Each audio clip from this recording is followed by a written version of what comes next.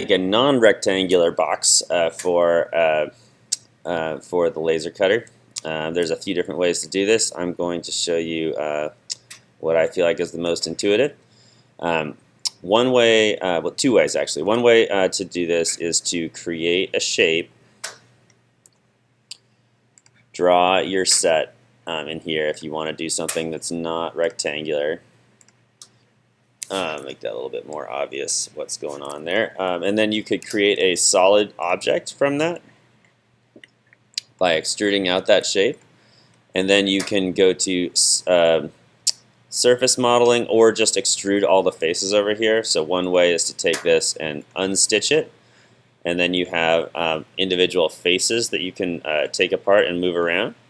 You can also not do that and just in solid modeling, extrude every face as a new body that has the thickness of the thing you're going to laser cut or cut some other way.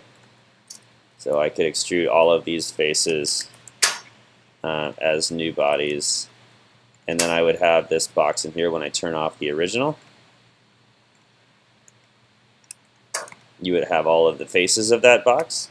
And then the other way to do it is to make all of the shapes individually, which is a little bit trickier. So if I'm going to draw this shape here, I'm going to, let's see, I could do a L for line and go up and then parallel to this line and then down here. And then I could add the constraints that I want to here. I want to make that perpendicular. And I want to make this perpendicular here. It already is. Then I could take every one of these shapes and draw rectangles using the line tool around here. You can also do a different kind of rectangle. I think a 3-point rectangle will work for this. If I go there, there, and then out a little bit, that also draws the same shape.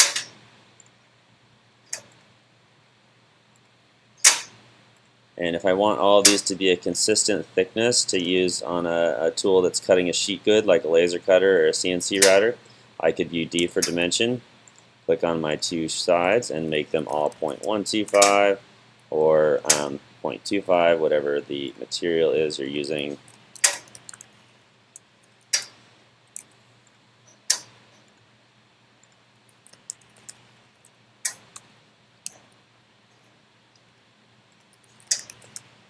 And then, once I've got my shapes on here, I can extrude them the distance that I want.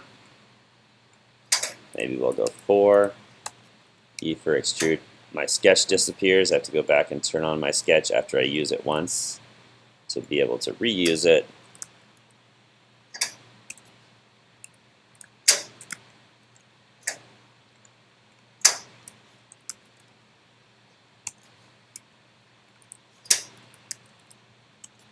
And then I could start a sketch on the ends in order to draw the other shapes that I need and extrude them 0.125 as a new body. And that's a way to make a non-rectangular box. The corners are not going to be aligning with each other unless we use tools that are not the laser cutter or a more advanced way of using the CNC machine or cutting them on the normal power tools. But this is how you'd make a non-rectangular box in 3 different methods.